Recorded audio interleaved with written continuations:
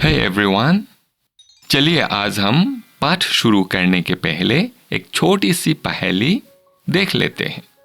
Who am आई? आप लोगों को बताना है मैं कौन हूं। मैं ऐसा एक जीव हूं जो अपनी स्किन से सांस लेता हूं। बचपन में बिल्कुल मछली जैसा दिखता हूं और बारिश आते ही खुशी से झूम उठता हूं। तो बताइए मैं कौन हूं? बिल्कुल सही, इट्स ए फ्रॉग, यानी हमारा मेंढक। आज हम आपकी क्लास 5 संतूर टेक्स्ट बुक का यूनिट 3 में जो पोएम है द फ्रॉग उसे पढ़ने वाले हैं। और इस प्यारी सी कविता द फ्रॉग को बिल्कुल मजेदार तरीके से समझेंगे। हर एक लाइन, हर एक डिफिकल्ट वर्ड का मतलब जानेंगे ताकि स्कूल टेस्ट में आपके पूरे नंबर आए। I sit in ponds and in the rain or hop about in a muddy drain. इसका मतलब है कि मेंढक को पॉन्ड्स यानी तालाबों में और बारिश में बैठना बहुत पसंद है और कोई बार वो गंदे नालों यानी मडी ड्रेन्स में भी फुदकता रहता है। बच्चों, यहाँ जो दो शब्द है रेन या ड्रेन, ये सुनने में एक जैसा लगता है ना? तो इसे इंग्लिश में राइमिंग वर्ड्स बोलते हैं। अब ये अगले दो लाइन बहुत इंपॉर्टेंट है, ध्यान से सुनो। As a tadpole I swim with cheer, a tiny fish like thing so clear. tadpole का मतलब होता है मेंढक का बच्चा जो अंडे से अभी अभी बाहर आया है और देखने में कैसा है? फिश लाइक यानी मछली जैसा, और क्लियर यानी ट्रांसपेरेंट। तो पोएट कहते हैं कि जब मेंढक छोटे होते हैं तब वो मछली जैसा होता है और वो पानी में बिल्कुल मछली की तरह तैरते हैं। अब मेंढक अपनी एक सुपर पावर बता रहा है। क्या है? I flick my tongue to catch my food, it walks so fast, now that's quite good. यानी मेंढक अपना खाना पकड़ने के लिए अपनी जीभ को फ्लिक यानी एक झटके से बाहर निकलता है और इसकी जीभ इतनी फास्ट यानी तेजी से काम करती है कि कीड़े मकोड़ों को भागने का मौका ही नहीं मिलता। है ना कमाल की बात? तो अगले बार जब भी आप मेंढक देखते हैं तो कोशिश कीजिएगा देखने के लिए वो खाना कैसे पकड़ते। सही में वो बहुत ही इंटरेस्टिंग लगता है। अब पोएट हमें मेंढक की एक बहुत ही खासियत बता रहा है। I live on land and water too, in places damp with drops of dew. यानी मेंढक सिर्फ जमीन पर ही नहीं, वो पानी में भी रहता है। तो ऐसे जीव जो जमीन और पानी में रहते हैं उसे क्या बोलते हैं इंग्लिश में? एम्फीबियन यानी उभयचर। और ये कैसे इलाके में रहते हैं? डैम्प। डैम्प का मतलब होता है गीली या नमी वाली जगह जहां ड्रॉप्स ऑफ डू यानी ओस के बूंदे हो। उसका मतलब यह पोएट रेन या पानी का स्रोत के वजह से डैम्प होना भी समझाया है।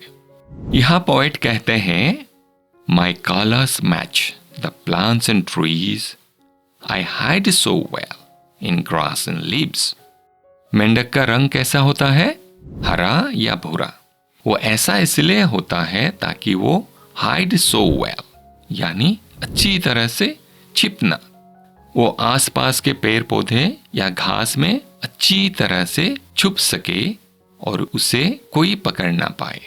इस ट्रिक को इंग्लिश में कहते हैं कैमोफ्लेज। लेकिन मेंढक का दुश्मन भी होता है ना? तो वो बता रहा है but snakes are near, I must be aware or else they will catch me unaware. मेंढक का सबसे बड़ा दुश्मन कौन है? सांप। इसलिए मेंढक को हमेशा बीवेयर यानी सावधान रहना पड़ता है, नहीं तो क्या होगा? सांप उसे अनअवेयर यानी अचानक से पकड़ लेंगे और उसको पता ही नहीं चलेगा। पर इतनी मुसीबत के बाद भी हमारे मेंढक बिल्कुल डरता नहीं है। I croak my songs, they sound so loud, yet in my pond I feel so proud. वो अपने क्रॉक यानी टर टर के आवाज में जोर जोर से गाना गाता है और अपने तालाब में बहुत ही प्राउड, बहुत ही गर्व महसूस करता है। अब आती है कविता का आखिरी stanza. I hop around, I jump so high, up I go into the sky. हमारा मेंढक खुशी से आसमान की तरफ ऊंची ऊंची छलांगे लगा रहा है। With webbed feet, I swim with ease and leap so high in joyful breeze. तो ध्यान देने वाली बात यह है, वो पानी में with ease यानी इतनी आसानी से कैसे तैर पाता है? अपनी webbed feet की वजह से। webbed feet का मतलब होता है ऐसे पैर जिनकी उंगलियां त्वचा यानी स्किन से जुड़ी होती है, बिल्कुल एक बतख की तरह। ये पैर पानी को पीछे धकेलने में और यानी चप्पू का काम करता है, जिससे मेंढक बहुत आसानी से तैर लेता है। तो इस कविता में हमने क्या सीखा कि एक मेंढक है जिसे बारिश बहुत पसंद है और नालियों में कूदता है। शुरुआत में वो टैडपोल होता है, वो जीभ से खाना पकड़ता है, जमीन और पानी दोनों जगह रह सकता है। छिपने के लिए वो कैमोफ्लेज का इस्तेमाल करता है। वो सांप से डरता है, वो बहुत जोर जोर से टरटराता है। पैर झिल्लीदार होने के वजह से पानी में आसानी से तैर लेते हैं। वो तालाबों में शान से रहता है। तो बच्चों, इस छोटी सी कविता से हमें क्या सीख मिलता है कि हमें लाइफ में कितने भी खतरे क्यों ना हो, जैसे मेंढक के लिए सांप था, हमें हमेशा खुश रहना चाहिए और अपनी ताकत पर भरोसा रखना चाहिए। तो चलिए अभी हम कुछ नए शब्द देख लेते हैं।